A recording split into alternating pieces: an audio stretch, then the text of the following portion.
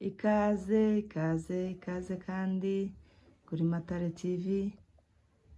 Tubahaye ikaze kuko mubibona twagarutse kandi mu gice cya gatatu, kuko twari twabibabwiye ko tuzakora ibice bitatu. Ubu ngubu tuje mu gice cya gatatu. Reka duhe ikaze umutumirwa wacu kugira ngo akomeze atugezeho inkuru yiwe, ayiturangirize ntadute mu nzira kuko yagiye adutera amatsiko cyane. Rero karibu umutumirwa wacu. Murakoze cyane, turabashimiye namwe mwese mukomeza kudukurikirana aho muherereye mwese. Imana ibagirire neza. Tugarutse mu gice cya gatatu, igice kiva i Buvira nk'uko twabibasezeranyije, kigenda kikagana ku musozo w'aho ababyeyi bacu bashiriye, aho biciwe, aho twatandukaniye nabo. Nitumara tuzabagezeho nuko twebwe twarokotse. Ubwo twamaze kugera ku iporo y'Ibuvira, tumaze kuva mu bwato, twahasanze igikamyo bateguye. Cyari igikamyo, bene ibi bikamyo byo muri Kongo, ababizi barabizi, by'imbaho.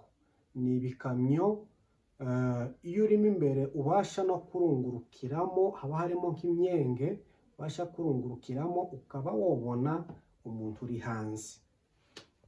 Icyo nicyo gikamyo baduteguriye, ariko cyari gito cyane, ntitwari dukwiriwe kurya. Twaje mu bwato, niko n'ubundi badupakiye muri icyo gikamyo. Icyo gikamyo baragikinguye, cinjiramo ababyeyi n'abana bose. Bamaze kwinjira, abagabo bakurikiyeho. Abagabo ni ukuvuga ngo bo buriraga bashona nk'abashona igiti, bazamuka hejuru yacu. Ryari yitwa Rubozo, kari agahinda, wari umubabaro. Nuko niko byagenze. Abantu bamaze kwinjira muri icyo gikamyo, mwibuke kuko uwo ni umunsi ugera muri itanu kuva twaterwa tukiba mu muhana.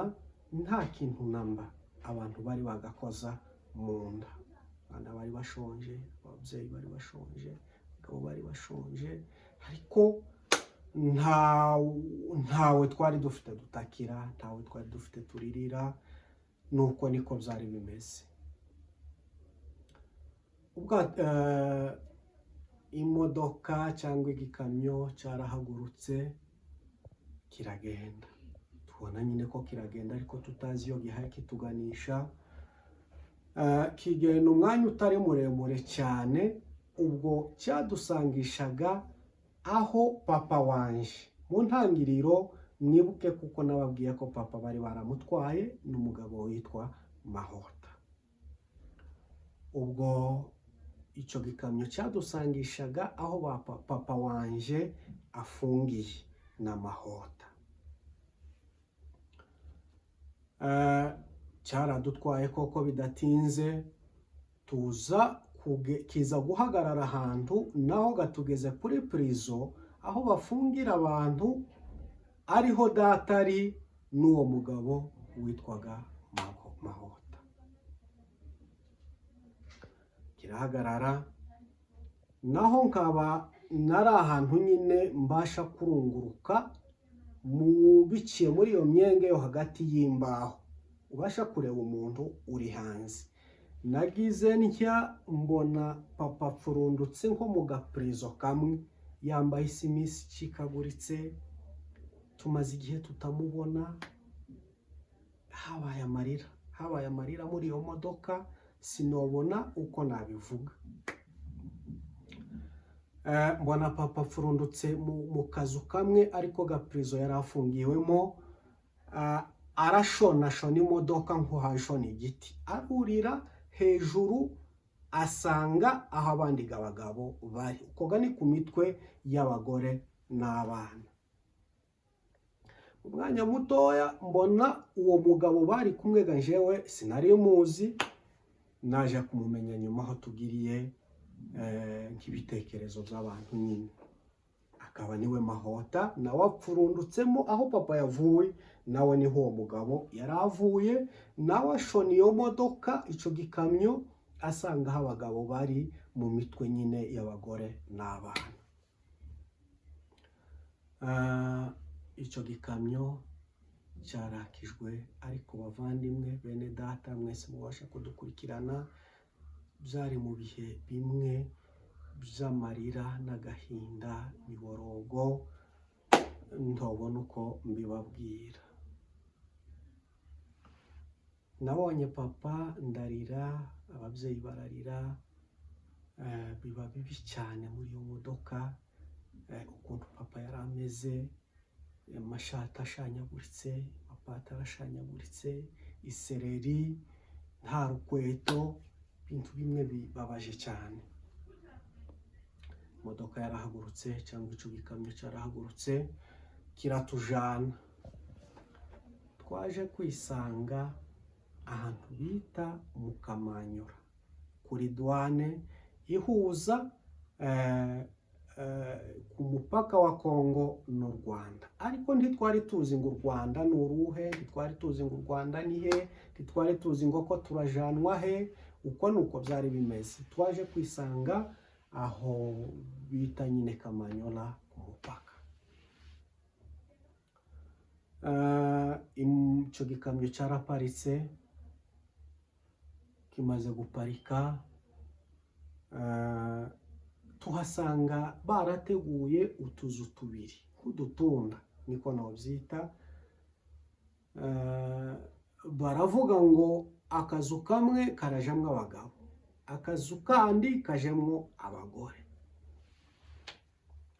Ubwo abagabo nibo babanje kumanuka bururuka iyo modoka.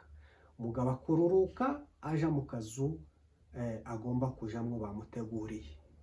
Go aho niho twari ko tuje genda tugana ku musozo w'ibyo bintu byose.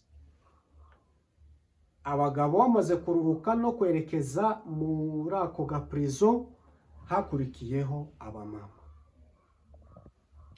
Abamama bururuka, umubyeyi yorurukanaga n'urubyaro rwiwe rwose. Ni ukuvuga ngo yorukaga imodoka yerekeza mu gaprizo kagenewe nyine abagore. Umugore akamanukana n'abana be bose bakagenda bakinjira muri ako kazu. Nza nibuka ko nje nururuka, nashatse kururuka nsanga papa, ko nabonye inzira yahaye yinjira mu gaprizo abagabo bagiyemo, naje nshaka kururuka ngo ariko njamo nje no kuramutsa papa, kuko nari maze igihe kitari gitoya kinini ndabona papa. Kumva ndakurikiraho papa yagiye ngo nje kuhamuramukiriza. Ariko Imana yareka idufiteho umugambi, Imana yarizi kuko tuzaba duhagaze uko nyine, Imana yarizi kuko tuzaba muri iki gihe tuzaba duhaye tuvuga imirimo itangaje yakoze. Imana ntiyashima kuko nkurikira papa, kuko uwajanye n'abagabo wese yaba umwana yapfanye nawe. Mbibutse kuko byari itegeko k'umwana w'umuhungu ninda iyo yagenzurwaga igasangwa ari y'umwana w'umuhungu, iyo itegeko byavugaga kuko iyo nda igomba kwicwa. Ibyo niryo ryari itegeko ryo muri iyo jenoside yaduteguriwe. Ubwo abantu bamaze kwinjira mu duprizo, mu yoga nari ndimo irimo inkuru y'umwana isubira inyuma, muri bya bitekerezo byo gusanga papa, bishoboke ko nari namaze no gutera n'intambwe imwe zibiri nerekeza aho papa yagiye. Sinzi ukuntu mama yanyagira atya kunkwega, arankwega kabisa, nkwegana umubabaro n'uburakari gahinda n'agahinda kenshi. Ubwo twinjira muri iyo prison yari igenewe ababyeyi cyangwa abamama. Habayemo indirimbo zidasanzwe zo gukumbura ijuru. Mu ndirimbo nza nibuka zaririmbiwe muri ako gaprizo twari kumwe nyine nk'abamama n'abana. Yari indirimbo simenya ko yikurikiranye ibitero neza, ariko ndavuga wenda agace cyangwa ivensi imwe. Yari indirimbo ivuga ngo tuziruhutsa tugeze mu ijuru. Akandi gace kakavuga ngo benshi warabacuye baratashe bararuhutse, nta kabuza kandi ko natwe tuzababona. Iyo niyo ndirimbo nibuka yaririmbiwe muri ako gaprizo k'abagore. Ubwo urugenzi rwose mu gice cya mbere no mu cya kabiri no mu cya gatatu twari turi kumwe na kaka wanje ubyara data, ari we mwese muzi ku izina rya Mariyamu Kinyamarura. Tukiri aho twahabonye ibintu byensitaye, bimwe mu bishushanyo bya Mubutu, imbunda zimwe zishushanyije za rutura, amabombe. Tukabona nyine ari byo bigiye kuturimbura, ari naho tugiye kugera ku musozo w'aho abacu bashiriye. Bene data bakundwa mudukurikirana, haracyari Imana, icyo yakuvuzeho kirasohora, kizatinda ariko kizagisohora. Bategura gahunda yo kuvuga ngo tugiye kwambuka hakurya mu Rwanda. Twahabonaga abasirikare benshi, ubwo ni ukuvuga ngo ni Rusizi yari duciye hagati. Twahabonaga abasirikare benshi hakurya ya Rusizi, naho ngo ni mu Rwanda, ariko ntituzi kuko ariho mu Rwanda, ndetse tukibwira kuko niba ariho duhaye tugana, niba ariho bahaye batuganisha, ariho tugiye gushirira. ubwo mwatandukanye n'abagabo? Ubwo twatandukanye n'abagabo twururuka cya gikamyo, abagabo baje muri prison n'abagore baje muri prison. Naho twatandukaniye. Mu mwanya haza abantu bavuga ngo hagiye kuzoza hasohoka umuntu umwe yambuke uko Rusizi imeze nyine ku kiraro, yambukira kuri ba basirikare twabonaga hakurya ari nabo b'u Rwanda, ariko tutabizi kuko ari ab'u Rwanda. Ubwo niko byagenze, habayeho gusohorwa, umugore akazasohoka. Inkuru y'umwana isubira inyuma. Babanje kudusaka, babanje gusaka muri iyo prison y'abagore, bakaza bagasaka bagahakikisha ko bageze aho bashaka kugera, mu rwego rw'ubusahuzi n'ubundi, mu rwego rw'ubugizi bwa nabi, mu rwego n'ubundi rwose bubi cyane, bubi. Bakaza basaka nk'umubyeyi, bakamusaka bakaruha bakagera iyo. Nuko bamara kugusaka bakagusohora wambaye ubusa. Birababaje, biteye agahinda. Nko kubona nkatwe abana ngo kurabona nyoko yambaye ubusa, byari ibintu biteye agahinda. Nuko niba ari umwana, twebwe bazaga baje kudusohora nko mu bana, bakabanza bakagukubita kabisa, bakaguhutaza, bakaguhirika nka hariya, ukabona kwambuka. Abana rero uko bambutse nk'abahungu cyane cyane, muri abo bahungu nanje ndimu. By'ukuri nje nambutse nambaye ikanzu, kugira ngo mbashe kwambuka ntaboneka ko ndi umuhungu, kuko itegeko mwibuke kuko umuhungu, igitsina gabo cyose kwari ukwicwa, cyane cyane igitsina gabo kwari ukurimburwa, kwari ukwicwa, kuko bashinyaguraga bavuga kuko umwana w'umuhungu agiye kuba inyenzi, agiye kuba inkotanyi. nuko basohora umugore uko yakavutse akambuka, basohora umwana uko umwana akambuka, ariko akambuka habaye ihutazwa bakazamuha guhirika ukagenda warara. Nuko nje munambutse nambaye ikanzu, ntimumbaze ngo iyo kanzu yavuye he, simbizi, ni ibitangaza by'Imana. Ariko umwana w'umuhungu wese, igitsina gabo cyose cy'umwana w'umuhungu, nuko niko cyambitswe umwenda w'igitsina gore kugira ngo abashe kuboneka ari umukobwa aticwa. Nuko uko niko twambutse mu bana b'abahungu, tuva aho Kamanyura twambukaga tugana mu Rwanda, aho twigeze kubona igitero cy'abasirikare, ariko tutazi kuko ari Abanyarwanda, tuzi kuko ariho duhaye tuja gushirira.